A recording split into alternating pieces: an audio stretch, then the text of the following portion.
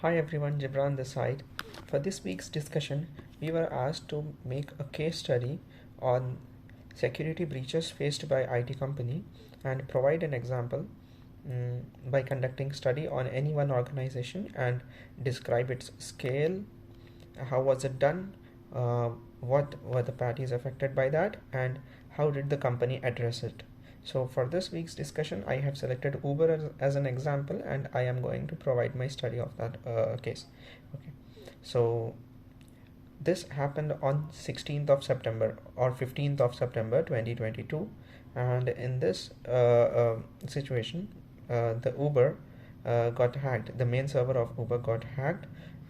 What happened, what went wrong with Uber, and how was it possible? I'll just discuss it in this video.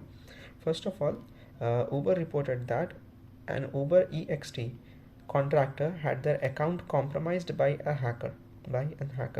Okay, likely the attacker purchased the contractor's Uber corporate password on dark web, and after that, contractor's personal uh, basically this could be done by putting a malware in contractor's personal device. Okay, which exposed those details. Then the attacker repeatedly tried to log into contractor's Uber account. Each time the contractor got this two-factor login approval request, which initially blocked the access, but after certain attempts, the contractor approved that attempt. Basically, out of mistake, he just clicked on approve for that two-factor authentication process.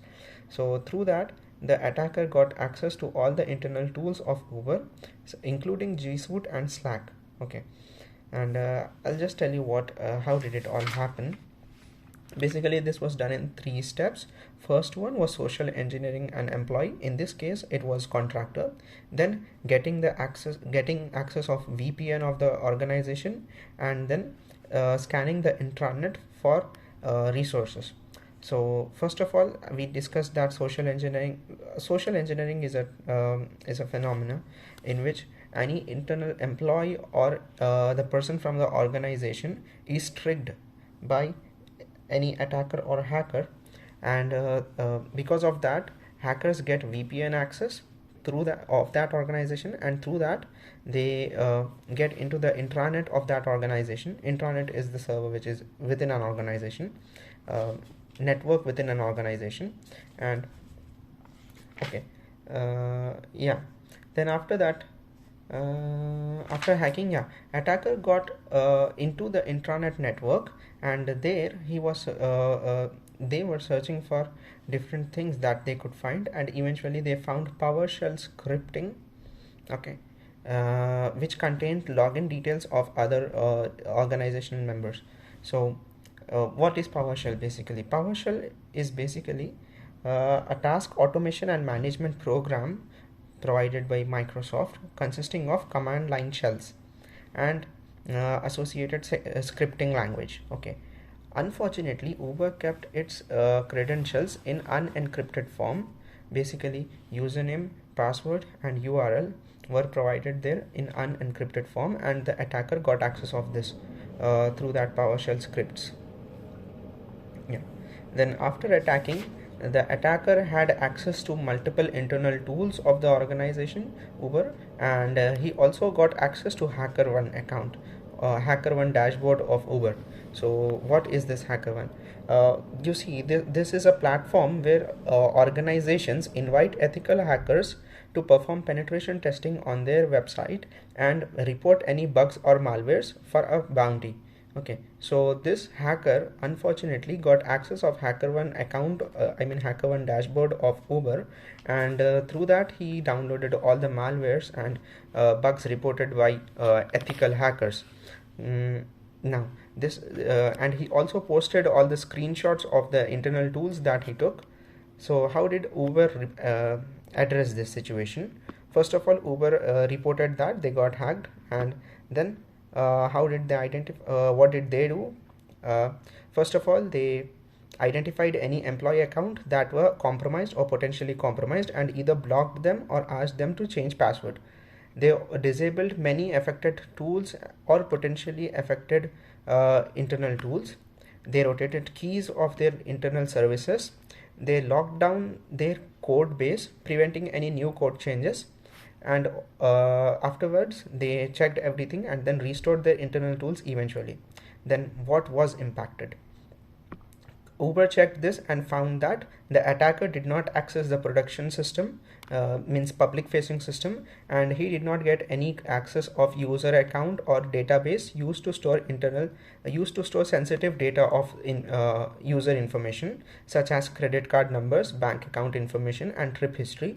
And Uber also has this encrypted credit card information and personal healthcare data, offering like a further layer of protection, because of which that information could not be accessed by the hacker. And yeah, Uber does admits that their HackerOne account dashboard was also affected, and but they report that they have the bugs reported were already remediated on that HackerOne account, so the attacker will not benefit from those bugs anymore. Then Uber says who is responsible, who is responsible for this.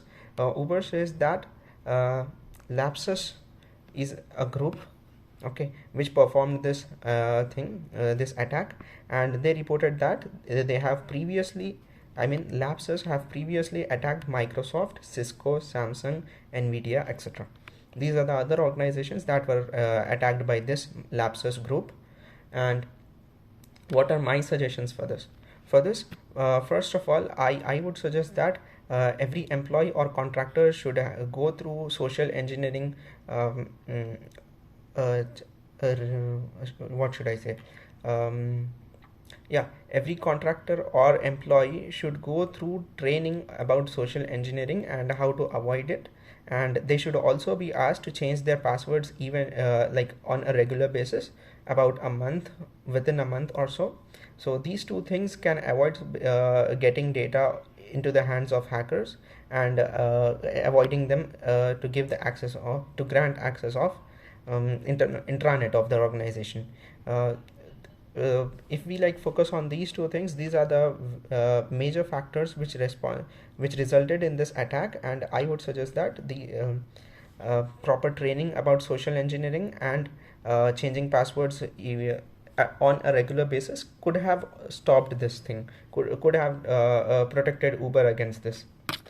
Well, that's all from my side. Thank you. Have a great day.